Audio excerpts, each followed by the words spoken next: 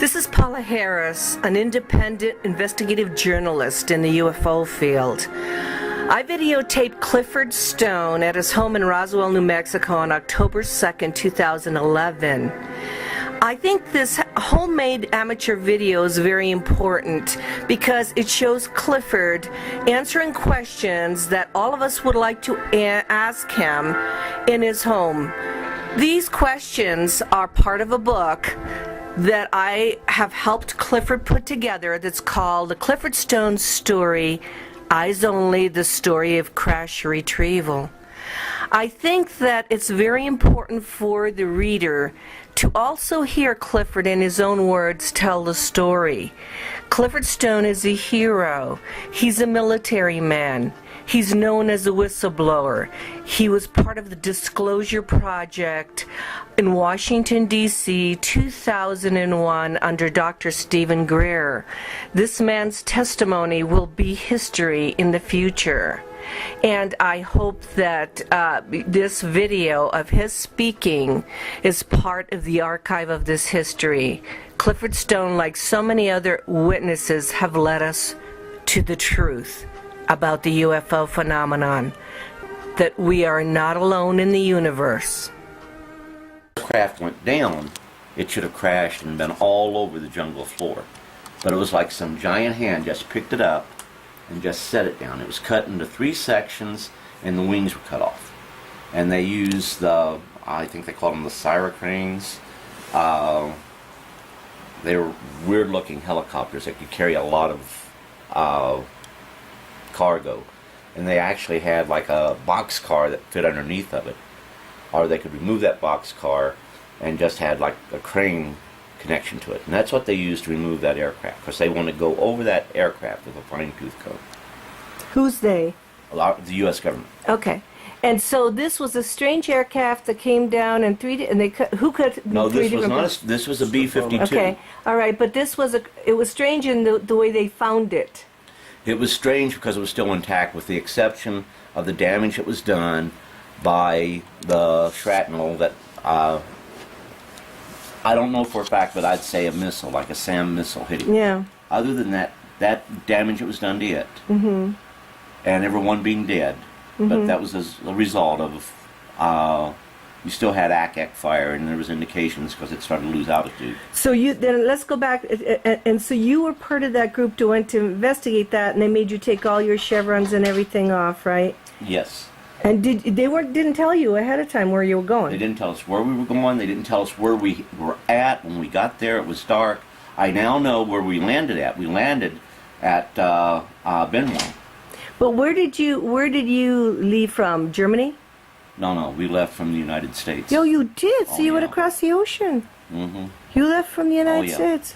Oh, yeah. They told us that we were going on an FTX, which is field training exercise. And we were supposed to be going to Florida. Oh. And so when you got off, you realized you weren't in Florida? One guy, when we landed to refuel, normally it's a requirement that you get off the airplane while it refuels. They told all of us we stay on the airplane. And everybody stayed on the airplane. So we stayed on the airplane. One guy looked out, and one guy said, "If this isn't Oakland, I will kiss your hindside." At which time the person I always called the colonel immediately said, and pulled out his .45. We didn't have the 9mm in. It was still the .45. Do you remember the year? 11. Yeah, it was 1969. Okay. And he pulled it out and he says, "The next person that opens their mouth will become a non-issue, because I will not hesitate to shoot. You will be briefed when we're airborne again." So... Is this the colonel, the same colonel that met you when you were 19? Mm-hmm. So this colonel took you under his wing from the minute you were 19 till you did whatever the last job you did was. And this colonel was in charge, you believe, or it seems, of the ET reality. He was one of the top people, because he was always there. He was always there. But he was very dedicated to what he did. So he had to mentor you and the others. Oh yeah. And, you know, he cultivated. I think he was actually assigned directly to me. Oh. That he was to follow me throughout. When did you see him for the first time? The first time I saw him was right after How old? it was in 1969. And you were? And at that time I was what, 18, 19? Okay. But this is, see, I went in 68. Mm-hmm. And in 68, while I was there at Fort Jackson, South Carolina, that's where I had the individual that started to expose me to all the pictures and the stuff. And I'm sitting back saying, I don't think I should be seeing this. I knew what top secret meant, but I had no idea what top secret. And there was like a line, a backslash as we call it now. Then there was a word, and sometimes two words, sometimes three words. Was it cosmic top secret or? Cosmic is the highest Right. SCI, or Sensitive Compartment Information, caveat in our NATO. Mm-hmm. So that's a caveat. I didn't know it at the time. But the intent of that particular word, our group of words, was to ensure that only with people with a strict need to know would even see these documents, are the photographs. Because there were photographs. There were photographs of what? There were photographs of various craft, of entities. There were entities also. Yeah. That must have blew your mind to see entities, photographs of entities. Yeah, but see, at the time I still wasn't for sure what I was looking at. Okay. And, the big question was this a test? Was this a joke of some sort? And I did know for a fact, with it having top secret, that I definitely wasn't supposed to see it, because at that time... Okay. I didn't have... Well, just a really quick question, then we'll go back to Vietnam. When was the last time you saw this, Colonel? The last time I saw this, Colonel, was probably a couple years after I got out of the military. Did you see this Colonel before or after Robert died? Robert? Your son? Oh. No, I got a call from him. You did? Yeah, I've gotten calls from him, but never... And did he call face-to-face. just to give you condolences, or...? Oh, well, there was big concern about it when Robert died. Mm-hmm. Right up front, there was a cover-up about the death of my son. Oh, there was? Yeah. But I think that right there was more to do with trying to protect the woman that hit my son, which she told the truth in her statement. Mm-hmm. But the person who was head of the traffic division at that time was also a minister. Mm-hmm. And she went to the church where he went. And they had to go ahead and call in a crisis management team and brought him there at Goddard High School because my son was very popular and there was a lot of people that they felt might need assistance. So the state provided that team. And there were a lot of kids that showed up over there. Well, I went over there. And the person that was head of the motor vehicle department at the time, actually his parents owned this house, believe it or not. He lived here at this house. And he says he had a friend that got killed on a motorcycle that lived here with him at that time. But he said the car was right there. Well, where the car was, there were two pickup trucks. Where he says the car was, there were two pickup trucks. The reason I know that, I was the first any type of law enforcement to respond on the scene. So the pickup trucks are what's suspect? Well, no, the pickup truck stopped to help. Oh, they did. And yeah, I don't want to go off too much. Right here is the whole report as to what really happened. Okay. And what is the bottom line here? Do you think it was programmed? No, I think that the woman actually accidentally hit my son. Okay. But when I went to go and tell my wife about what had happened, the police officers taking me, there was an APB that was put out, and they were looking for a small blue pickup truck with three young males in it. Okay. And at that time, the story was getting out that somebody had taken a stick with a nail on the end of it and put it through the spokes to cause the motorcycle to wreck, which was totally untrue. But at that time, that's what was coming out over the police radio. Okay. And I know for a fact in Vietnam, you would have politically sanctioned assassinations. And one of the ways you would do that, because a lot of people drove motorcycles over there, and you go ahead put a stick inside of the spokes when you stop at a red light, and just as the light changes and people start driving off, You get close and you shove it in through the spokes. Well, the tire's rotating, so it's going to push in through the spokes, and as soon as it pushes in through the spokes, you may be able to get it in maybe an inch or two. Well, it breaks. Well, if you got a nail and it's an extra sharpened nail on the end, guess what? It breaks, and when it breaks, it flies back up towards the tire. And if you're lucky and you got it in there just right, it's going to penetrate that tire, and that bike's going to go down. And if you've ever been in Vietnam, or if you ever seen any pictures, traffic are bumper to bumper, and that person is going to get hit many times before they realize that that motorcycle even went down. A lot of times there's been instances where you didn't even know that you hit one of those motorcycles. So I know that, from the 4 years that I was... When you guys got off the plane, so the colonel warned the guy that was speaking, and he said, "Don't talk anymore." But when you got off the plane, you were all quiet, and what? You took everything. No. This even before we landed. Even before after we fueled up, and we took on off. Before we landed again, they went ahead and gave us the bag, and they told us at that time that we were going on the recovery of a U.S. aircraft. Okay. That it had gone down in a country that was not friendly towards the U.S. Okay. And, a lot of us was wondering, for example, like myself, what am I needed for to be there? But they were trying to make it clear that, there's something special about this plane. But it was a U.S. aircraft, and they believed that everybody on the aircraft was in fact dead. And one person asked what was so special. Well, you'll find out when you get there. But they said by virtue of the sensitivity of the mission, everybody has to go ahead, take everything, their wallet, any papers they have, everything out of their pockets, and put them in these little plastic bags. And the plastic bags were about the size of a large sandwich bag, is what we call them today. But you had a little piece of tape on it. You put your rank and your name on it.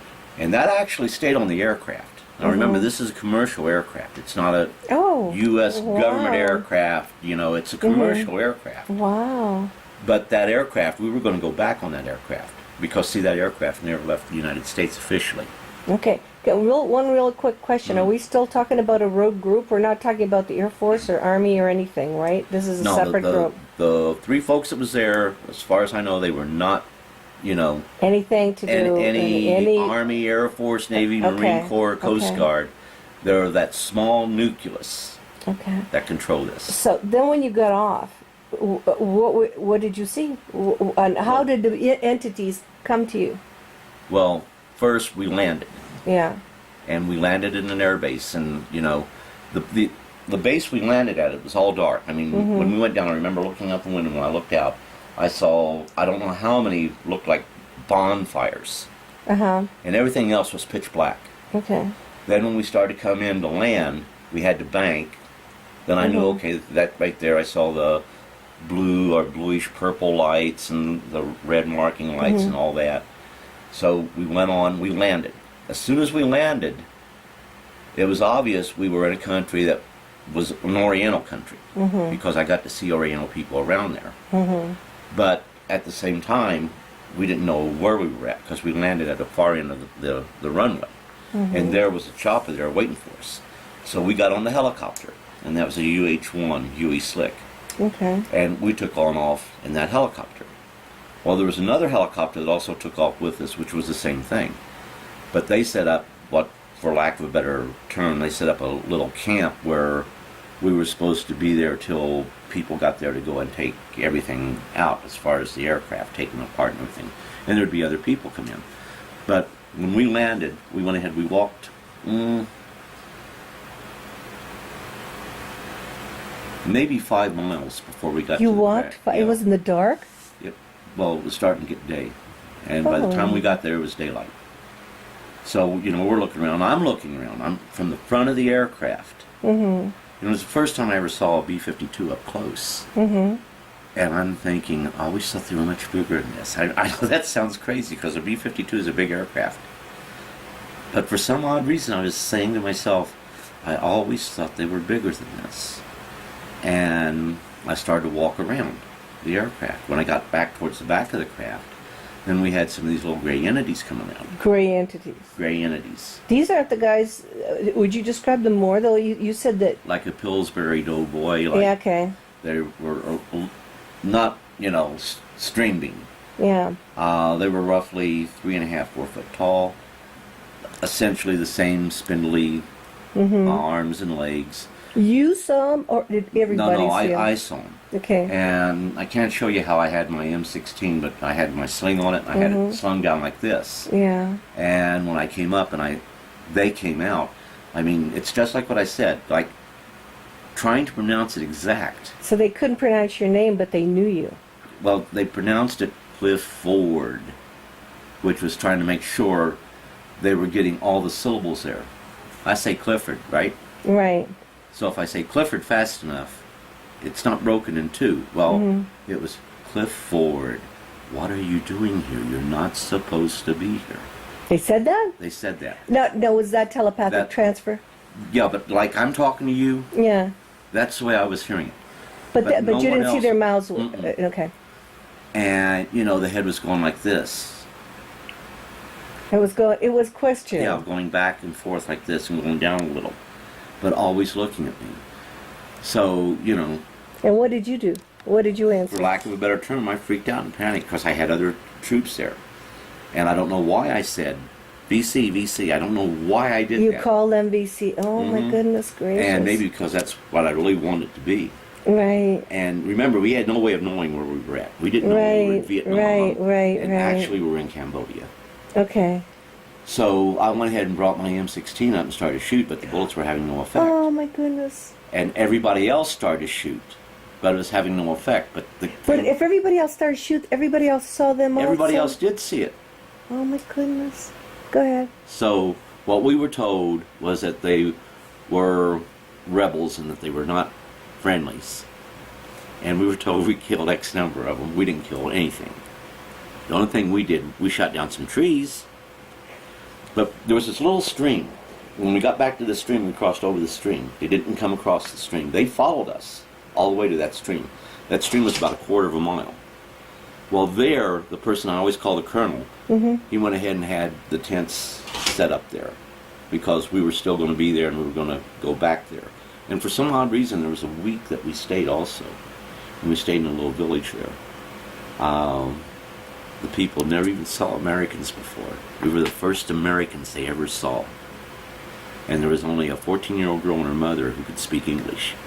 But they didn't speak English till it was almost time for us to leave. And Okay, we well, left. going back to the entities, did you see them anymore? No. When we went back, there was nothing there. So they just said to you, Clifford, what are you doing here? But they didn't, from what I The understood... key thing is they were saying, Clifford, what are you doing here? You're not supposed to be here. I understand why they were saying that now. Why? Because I'm retired, 22 years in the service. Their intent was so not they me. know, they follow you. They follow you. They know. Right. The government won me in the military. The government was going to have me work officially, unofficially on UFOs. Okay. Now, what did they know? What did the beings know? ETs knew this would happen. They knew if I got in the military. Do you feel those ETs were hostile? No. What were they doing there, Cliff? Just tell us. I think that they were concerned and checking out to see what we were doing. They don't have a concept of war. They cannot understand why rational, intelligent entities that humans are supposed to be, we would do this to one another. And I mean, when they saw what was going on in Fort, they've always been here. But we go ahead and say, oh, well, these are superstitions of ancient people. No, it's not superstitions. Superstition beliefs are myths of ancient societies. They have actually had interaction. Today, it is very dangerous for them to have that interaction. Today, they have to go ahead and have that interaction on a very limited scale. That interaction mean with humanity in a very limited absolutely. And scale, of because what they would expect is exactly what you did. You took out your rifle and began shooting, right? We are going to do that. Oh, you didn't do that. No, we are going to do this. We are going to do this. Yes, because that is an atypical human reaction. We react violently and hostile against the unknown. Mm-hmm. And here again, I'd already had contact before. But here again, the circumstances of what I was seeing, the environment we were in. I mean, you were. they didn't even look like VC. Why was I calling them VC? Just point of reference. You had no reference. Yeah, I mean that's the only enemy I knew that we had at that time. Yeah. So you had seen beings like that before, though. But see, it wasn't supposed to be there. What was going on there? So what do you think was going on there? I have no idea. Do you think they helped bring that plane down? No, not at all. Not shoot it down, but actually glide it down. I do believe that they went ahead and had it set down. Okay. So they could survey the damage. And find out what we were. I mean, they were already watching what was going on. That I mean, they were spectators of the Second World War, the worst war we've had in our history. They have seen this throughout history, but now we have come upon a new decade. We were now doing things differently. Now, remember, this is a B-52. What were most B-52s carrying at that time? Bombs. Nuclear weapons. Yeah. Isn't it, what flew out of here in Roswell for the atomic bomb? What was the plane that flew out of here with the Enola Gay? Oh, that was a B-29. Okay. And we went from the B-29 to the B-36. From the B-36, we experimented with a couple of other craft, but then we came up with the B-47. Then we went to the B-52. In between, we had the B-58. Tell me something. I remember the Vietnam incident. You're saying something about a cave that was transparent. That was at close. That was at Dewey Body, close to. That was a second incident. That was one of the more significant incidences. And that you said the cave was transparent and they could see out the fighting. They could see outside the. Or you could see. When we were inside, yeah, we could see outside, and we were telling them to dig, and we laughed about it. Even today I laugh. Because you'd see them go dig in like they're hitting just air. Then come up, and when they throw the shovel over to the side, there's dirt there. Where'd the dirt come from? And we knew that we were much deeper inside, but yes. Now... Because is that a second incident? I've mixed those two together. That is a separate incident. See, that's what happened with your first account. I mixed those two together. Was that a before or after? That was after, because that was after I already got to Vietnam. So that was a second incident where you saw you were told to dig a what? You were told to dig. You went in there to dig, or were you part of the firefight? No, we were going into this cave. We weren't told to dig or nothing. We saw people outside. That was our people. Yeah. That was, for lack of a better term, I'll say a search and destroy. Okay. Because normally with Dewey Baudin, we had the top and the bottom, and the NVAVC had the middle. And a lot of times they'd overrun the top. Okay. But that was also controlled most of the time by the NSA because it was a signal location, which dealt with signal intelligence, and the NSA had control of it. Yeah, but so you said you went in and you could see your people, but was that because the cave was transparent? Well, one side of the cave was like a big screen. Right. And we could see them walking like they were walking on But air. didn't you ask yourself that was a little bit strange? Well, everything in that was strange, young'un. Okay. But initially, it was plausible to us, okay? Because And it was probably, in other words, you thought it was some advanced technology that we had. No, we didn't think it was our technology. You didn't? We did think that it was communist technology. Okay. And there were rumors floating around that the communists were planning to go ahead and use the bubonic plague as a form of biological warfare against U.S. and Allied forces there. So when we went in there, we thought, okay, maybe this right here is proof. Maybe this is what we're really supposed to be looking for. But there were a whole lot of strange things that was happening to begin with. After we got closer and closer back in there, we found ourselves where our radios wouldn't work. And underground, that's not uncommon, okay? Okay. But what was uncommon was we had one place where we had a Prick 25, and maybe less than 100 feet on up into the cave. Again, we had another radio, but they couldn't pick up, not even static. Okay. So what we did, we got to where we could go ahead, use the radio to reach outside, had a relay outside at the mouth of the entrance of the cave, and we had a runner from there on in. So the way we communicated was back and forth by runners. Okay. And when we got into this one big opening, which there were already rumors where, and some of them I know to be true, they had huge trucks and everything else inside some of these caverns that the communists had dug out and made in the north, or made in the south, in preparation for a long, protracted war in the south. So, you know, we figured, okay, this is what it was, until we saw the entities. Okay, describe those. Those guys you said look like frogs or something. They had faces that, like, they were, the color, it's hard to state. It was like a grayish brown or brown, a brownish gray, but yeah, they looked more aquatic. And their eyes would remind you of a frog. Their mouth would remind you of a frog. Really? And They had nose? Did they have a nose too? 2 little slits for the nose. And did they have scales? Not that I can think of. I mean, I Were they long? The skin was rough. Now, what they did have was strange fingers on. I want to say there's suction cups. Yeah, on me, Colonel Corso but I described can't that. say that that's the case. Yeah, Because I really, yeah. He described some kind of beings like that. people want descriptions. Yeah. And when these things are going on, you're not, gee, I'm going to be talking to Yeah, I grandkids know. about this, so let me get a really good picture of this. Yeah, I know. That doesn't happen. No, I know. And Were they scary to you? well, they didn't say anything. But we started to go ahead and we started to shoot. Well, when we started to shoot, now, this is so hard to explain. Because remember, there's no lights in there. Right. But it's like it is right now, you know.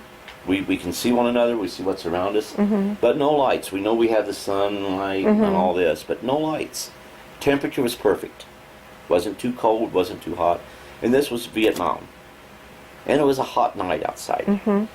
But we went ahead, and when this happened, when we started to shoot, it just, like, you turn on a light bulb, and you look at the light bulb, and, you know, you see how you can't see through it. Well, that's like it is. I mean, it was like being in glowing milk almost, right? Only it wasn't fluid. You could hold your hand out like that. You couldn't see your hand. And everybody found their way back. Well, I thought I'd been in there only for, you know, a couple of minutes, and that my people pulled me out. Because at some point, I went down. And when I went down, I had my eye injured, but then everything went back to normal. Well, then it was just the entities. And they went ahead and they told me that they had to take care of my eye. If not, I'd lose it. So I'm lying there.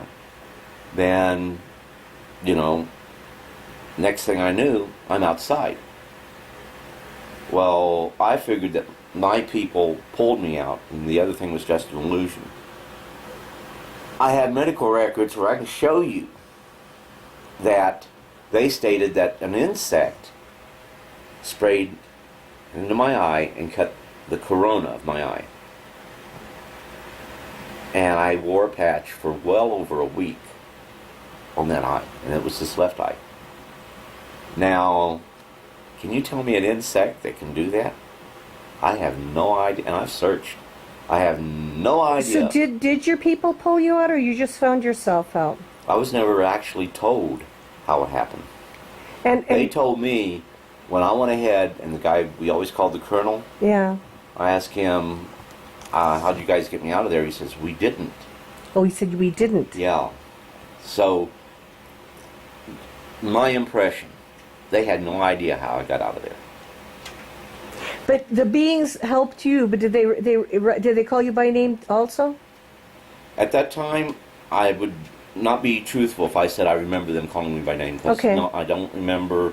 I was in a lot of pain. Yeah. Did any of those bullets hit those beings? If they did, they had no effect. They had no effect. And those beings were not hostile. And they were not hostile. We're always going to be hostile. Well, in a word, we're always going to shoot at weirdo-looking things. We're always going to shoot at them, no matter. That is the human nature, the human psychic of us. Yes. If it's unknown, we fear it. Now, it's been about 20 years now. We no longer will send an aircraft up to shoot at a UFO. But I guarantee you, every pilot that comes into contact with a UFO for the first time, he's afraid, and his first impression is to open fire. But they're trained to wait until they are given instructions to fire, no matter what the fear factor is in them. Okay, So, Clifford, I want to finish this segment by your feelings about the beings. You've described different kinds of beings. Do you feel that there's any kind of imminent invasion, that they want to take over, or do you feel they're just observing? I do not believe that there is any fear that they are ever going to invade us. If that was going to be the case, it already happened. Now, that being said, are there rogue elements out there? Sure there are, just like there's rogue elements in our society. We, as a society, a civilized society, an advanced civilized society, do we really want to go and take over other countries just to rule? Surely that isn't the American way of life. Surely civilized people around the world, that's not the way they really feel. And these entities they look different than us in many, many ways. Some look very similar to us. But the situation is, the intelligence, the essence of being an intelligent species is there. And that essence mandates that you can live at peace with the universe. And they're no different. Now, the rogue elements, no. They go ahead and they try to impose their will on others. Do we have that out there? We probably do. But you haven't had any experience with that. But if we ever had that happen, and once again I'll say, if it should ever happen here, we would get assistance from outside, because there's no way we could go ahead and really stop them from taking us over. So you're saying there is a group that are looking out for us, and that's the ones you've had contact with? Yeah, well, there's several groups, but there's one group that has contact with me, and And you have a name in your biography, and I forgot what Corona. his Corona. And for some odd reason, he always wanted me to understand it was spelled with a K. Okay, and so he wanted, and Corona is always with you, more or less. I mean, always with you, knows what you're doing. Oh yeah, like they say that they pick up on one person, they follow that person throughout life, and they're with that person long enough to mourn the death of that person. Okay. Is Corona human-like, or is Corona gray? I wish I could say he was a gray. He's green. Okay. And is he small? Is he a small No, he's about 5 foot tall. He's about 5 foot. And is he person-like? I mean, he looks like a person, only he's got different skin, or? No. Once again, he has that rough texture skin, Yeah. not scales. Okay, just rough texture.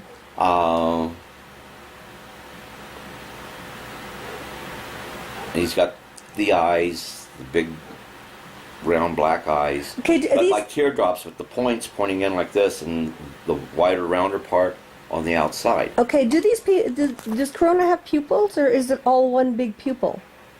All I've ever seen was just the black part. Okay. And he has a sense of humor. Okay. Sometimes misguided. Yeah. I remember the time that I was saying, how do I know you're not a figment of my imagination? And he went ahead, can your imagination do this? And took a cup or a plate, threw it down on the ground, and smashed all the heck. And I said, what are you doing? Of course, the person I was with came in and asked, why did I just throw the plate on the floor? I said, I didn't. There it is, how to get there. And said, now remember, they can't see me. Well, tell me, did he have a purpose, or did he give you a message for either humanity or yourself? But essentially, from what I've gathered from the time that I've been there, is that they're actually trying to understand how we really work. And see, you don't go and say, take me to the head of your government. Yeah. I mean, heaven forbid, take a look at the United States government right now. I mean, if our government was a family, a family unit, they would be the most dysfunctional family in the written history of mankind. I agree. And, the whole situation is, you can't say take me to your, because if you take me to your leader, all I'm going to hear is what your leaders want me to hear. Now, how do you find out about a society? You live among them. And you get to know the people. And you get to understand the people. So what they do, they'll go ahead, they will hook up with one person. And they will follow that person out throughout life. But, they choose who that person is. And normally it starts very, very early in life, very young. So I always tell people, if you have a child that says, I have friends, and you can't see them, and then you go ahead and say, well, those are just imaginary friends, and they tell you, no mom or no dad, they're not, they're real, then you might want to go ahead and think about what might be going on with that child's life. Because it could possibly be the child is actually telling the truth and he's not suffering from any psychosis. It might be that he is one of those, or she is one of those that has been chosen. And I think I told you about when I killed the bird. I always saw them as children. When I drowned that little bird, that broke my heart. I mean, I took this child away from its mother and father, and its mother and father would grieve over the loss of their child. This is the way, in my child's mind, I saw the destruction of that bird. And I cried for over a week over that. Corona came to me, first time ever, being able to see what he looked like. And I mean, really panicking. I mean, he was freaking out, I was freaking out. And saying, why do I feel the way I feel? Why do you feel the way you feel? Because you're feeling the way you feel is the way I feel. What is going on here?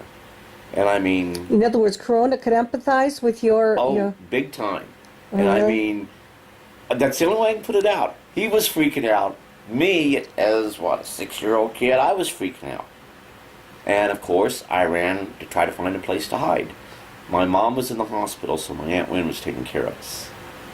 And my Aunt Wynn couldn't control me. And I went and I hid behind the, there was a space between the refrigerator and I think it was the sink. I hid there. Now, there's a wall behind me, okay? So I'm all the way back there as far as you can get. But it was like I felt this bony hand like just scratching me on top of the head, as though to say, you can run, but you can't hide. And that's what I did. I decided, okay, this isn't working, let me go find someplace else. So I went running again. And that's when my aunt finally stopped me, put me in a chair, tried to have me sit there, and she had a fight on her hands because I did not want to sit in that chair. I needed to get away. So later I got to calm down, and later on I got to see Corona again, but this time as I saw him before as a child, right? And said, look, you're too young for us to explain to you what's going on, but, we're not ghosts. We're not meant for everyone to see. And I remember, are you a fairy? And no, not a fairy. But as time goes on, you'll begin to understand why we're here. But I can tell you this. Hopefully you will learn some things from me. But I will learn a lifetime from you. That was the first time I was told why he was there with me and why he wasn't going to go away and why I'd always have him there and points in my life. And somebody knew that this was happening. Somebody knew that was happening, and that person was personified by a person that I only knew as Captain Brown, who showed up when I was about 7 or 8 years old. Showed up in 1957, because that's when I saw my first UFO, up close and personal. When I saw that UFO, I then knew that there was something in the universe, that we weren't alone. That was at broad daylight, about 10 in the morning, there in Portsmouth, Ohio. And I went to, maybe a couple weeks later, True Magazine came out with a UFO magazine. Of course, True Magazine being considered a men's magazine, the druggist there would not go ahead and let me go ahead and buy the magazine. Even though it was about UFOs, True, associated with men's magazine, it wasn't to be sold to a 7, 8-year-old kid. So Captain Brown shows up, and when he shows up, he says, "Oh, you have an interest in UFOs? So do I." So he told the druggist, "I'll take 2 of these." And he asked, "Do you like root beer floats?" I said, "I never had a root beer float." So he says, "Well, we'll try it. If you don't like it, you don't have to drink it." So I went ahead, got the root beer float, had my first root beer float. I liked it. Then he went over and talked to my mother. To this day, I don't have any idea what he talked to my mother about. But then he talked to my father. And from that time on, we struck up a relationship. And it was about March 1968. And it was in the newspaper, one of the Columbus newspapers, I know for a fact. You were living in Columbus, Ohio? I was living at a place called South Bloomfield, Ohio. Okay. It's close to Lockwood. So were you... Oh, okay.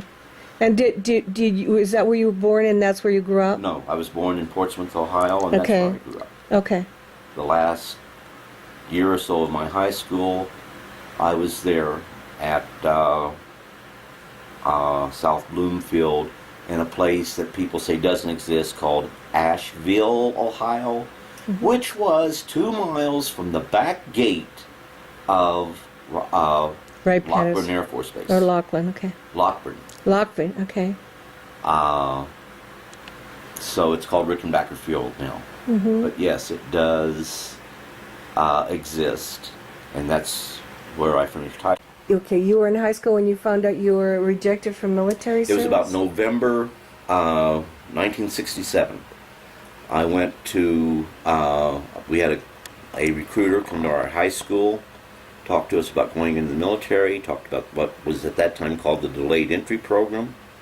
So I went ahead, applied to go into the military, went to Fort Hays, there in Columbus, Ohio, to take my to take my entrance exam. I passed all the written tests, the flying collars, everything except for the medical physical.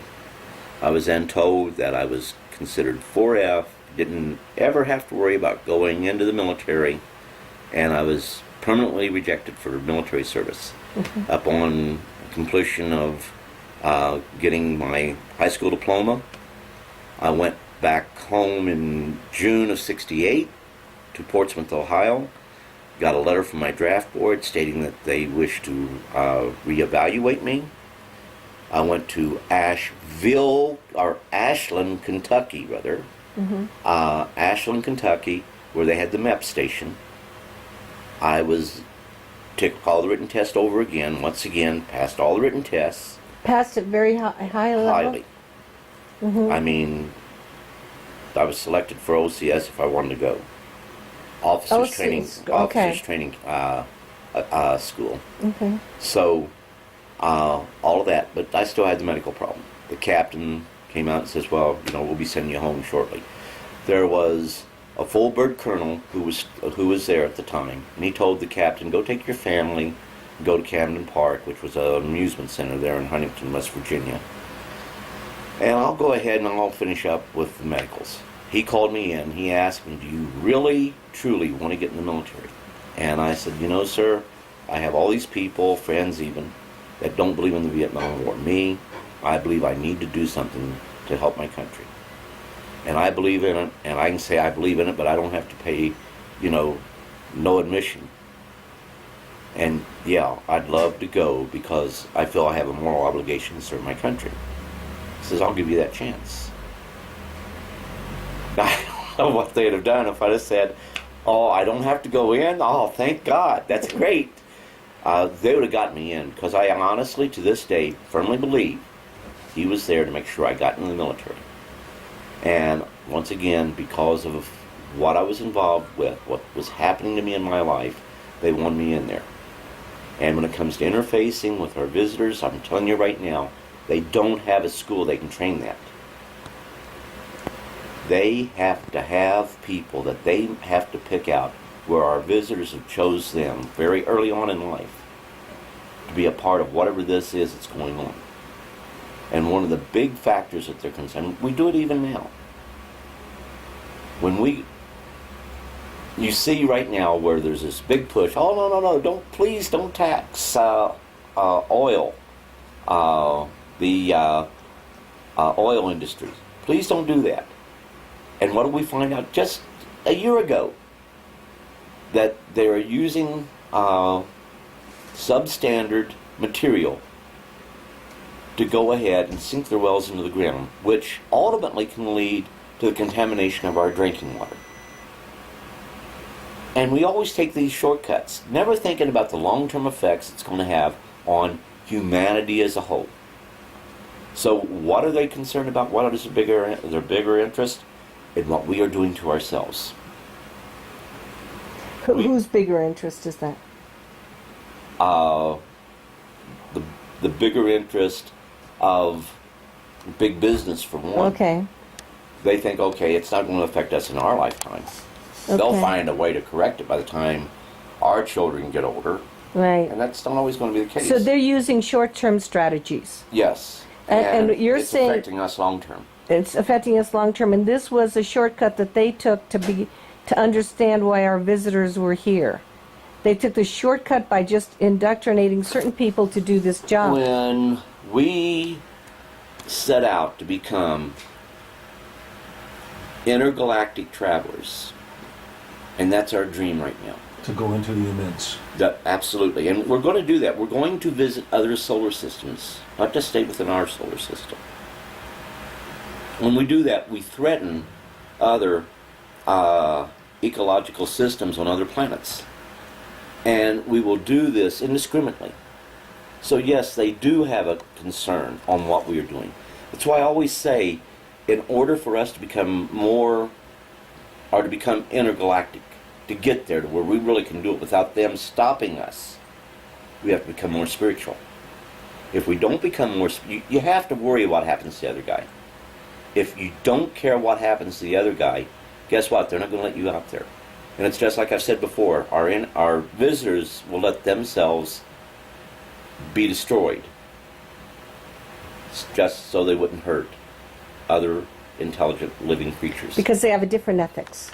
The ethics is big time different there. It's more of a collective caring. Yes. They care about other people. They are not individual, competitive, selfish. Other entities. We have prejudices. Hey, look how it used to be back in the 50s. And even before that, back, in the 1700s, 1600s, 2,000 years ago. It was okay to own other human beings as slaves. Yeah. They were different. And sometimes if they were the same, but different nationality or different religious groups, things of this sort, or if they were conquered people. And the whole situation is, slavery has never been right. It has never been moral. And every society has known this. But there have been societies that have accepted it as a norm. Fortunately, we have spiritually evolved to that point where it is an evil that will not be tolerated by civilized society. Do you think humanity will ever evolve spiritually, Cliff? If we don't, we will destroy ourselves. So we have no choice. We have to evolve with our technology also, right? Yeah, you have to evolve with your technology or you fall victim to your technology. Remember that movie I told you about, the 1958 Power of Decision? Yeah. That movie, the Strategic Air Command existed for two purposes. One was to ensure that it served as a deterrent, rather, that it would deter war by making any country that planned to attack the United States with nuclear weapons understand that there would be no survival, that we would survive long enough with enough power to utterly annihilate them. Now in the movie, the Soviet Union gets to the point where they feel we can take out America and not really have to suffer any real damage. So it shows the fallacy of the first part of Strategic Air Command. They failed. They make it clear that we failed our initial assignment. We did not deter nuclear war. The scary thing is they had another mission, and that was the total annihilation of whatever country, whatever force attacked the United States would not survive to enjoy it, that we would bring them to their knees. And we were going to do this by dropping nuclear bombs here, only we had more toys than they would have. So in the scenario there, yeah, we won. And of course, all you see in the film is where the bombs hit. Well, you have what's called radioactive fallout. Now, all you have to do after you have won the war, which, by the way, the war ran 36 hours. In 36 hours, the madness was over. And everybody was dead. Oh, no, you had people living. But now all they have to do is survive. Survive for the next 12 years. And we already knew, oh, gee, okay, the canned food, we wash it off. Yeah. Because the gamma radiation is the thing you're really worried about. But it cannot penetrate the tin. Alpha radiation was the other part. Now, beta radiation, forget it. It can penetrate, depending on its level, as much as 3 foot of lead, which is why it's really nice to have 6 foot of lead when you're dealing with anything like that. But they go ahead, they hit up on it, but guess what? Anything that's growing worldwide, it's no longer edible. Oh, and your livestock, forget that, because they're all contaminated. So in other words, it was not really a deterrent because the game is game over. The game is over. Game over. We essentially would destroy ourselves by what? Our technology. Yeah. Can I ask you, going back to you really quickly, is how old were you after you did the 18-year-old entry into the Army when you had to do your first assignment of the several assignments? How old were you and how many years after that? About 19. But now remember, they... 1 year. That's 1 year after you entered. Oh, yeah. I mean, they'd already decided. I even got to take stuff home, and if you'd go back and talk to some of the kids I grew up with, they were amazed. I went back home and I was telling them, hey, I'm working in UFOs. Oh my God. So, so was Indiatown Gap, Pennsylvania when you were 19? That was when I was 19. Actually, that was one of the first times that I walked up to where there were entities. And of course they were all dead. And were you alone? Right now. And you were alone? Oh, no. Yeah, I mean, we were beaten. No, but I mean, you were alone when you walked up, or were there... Oh, yeah. If anything was going to happen, they were only going to lose one person. They were going to lose you. And those were all dead. Yes. Okay. And I mean, right from the get-go, I figured, but my mind was telling me it could be a man-made craft, could be a man-made. It was one of our things. But as soon as I got there and I got to look inside and saw what was lying outside of the side of the cockpit, that's when I immediately started. I need an officer up here. Okay. Did you ever go to one that was halfway embedded and did crash where there's anything alive inside? Oh, yeah. You did? Oh, yeah. Can you ever talk, about how many you dealt with, or, I mean, just legally without... There's no way you're legally going to talk about it. No, but they that's don't care okay. what you talk about. They care about what you can prove. Okay. All right, so how many... Let's say there was a film, okay? Yeah. And you brought that film out. Now, they will kill to keep that film from getting out. There are things that we will go against the law on. Yeah. And let me give you a good example. Remember the terrorist that just got killed? Mm-hmm. He was a U.S. citizen. Right. Right from this state. There was Right. another U.S. citizen with him. Mm-hmm. Now, don't get me wrong. I disagree with Ron Paul. I'm darn glad they took that sucker out. Mm-hmm. And right now, if we have an airplane up there, an airliner, Mm-hmm. and we know that terrorists have control of that airliner, Mm-hmm. and that airliner is going to hit some building, we don't know where, Mm-hmm. but going to try to kill other Americans, Mm-hmm. the standing order right now is once we confirm that that plane is going to strike a target within the continental United States or anyplace else, there's a standing order. You will direct fighter aircraft to shoot that aircraft down over the least populated area possible to minimize the loss of life. That is a standing order. Ron Paul knows that. He even voted for that to be the case. And it was a closed-door vote, so maybe I shouldn't have even said that. But it exists, okay? And Congress concurs. Now, I'm not a fan of Obama, but I agree with Obama because he concurs also. Now, why do you do that? To save lives. To minimize the loss of life. The gentleman that we went ahead, dare I say gentleman, that we went ahead and took his life and the life of the other guy. He's already cost us American lives. In classified reports, we know he did this. Yeah. Now, Ron Paul, for political reasons, goes out and says, oh, gee, we shouldn't have done that. He was a U.S. citizen. Oh, no. Okay, so let's not get into that. No. This is important. This goes back to your question. Yeah. What I'm trying to illustrate here is that the crimes he was committing was sufficient enough that we would violate our own laws Okay. and take an American life. Yes. What he was doing was statistical and was horrific. Therefore, It's ethically, yes. as far as we're concerned, it's ethically Right. righteous to violate Yeah. our own laws and take an American life, to look for that person just to take his life, to put him out of commission. When it comes to UFOs, we have no idea what world reaction is going to be when we say, hey, look, not only have we made contact with extraterrestrial intelligent life that is even more intelligent than us, so vastly intelligent, we're about like, say, ants, okay, intellectually, that they are there. But not only have we made contact with them, folks, they have been here and been among us for millennia.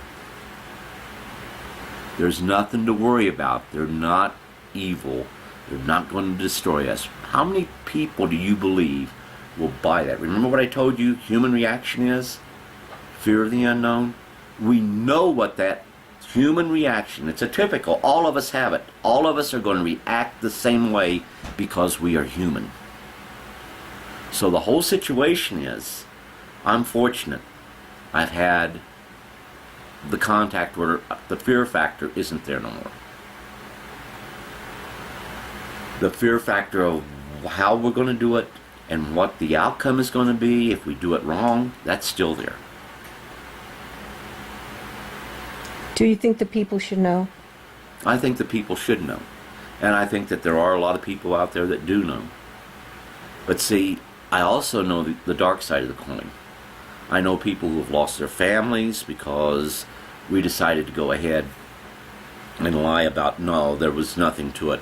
The two police officers who in, 1967 chased the UFO for 86 miles there in Ohio, look how their lives changed. The one that they stated, which any idiot can see that right there is not a firefighter's suit, there in Alabama, where the police officer decided not to shoot at it, but took a picture of it, and of course other people were seeing it, and it looks very similar to the Pascagoula 1973 UFO photograph, which, remember, this one right here was in 73 also.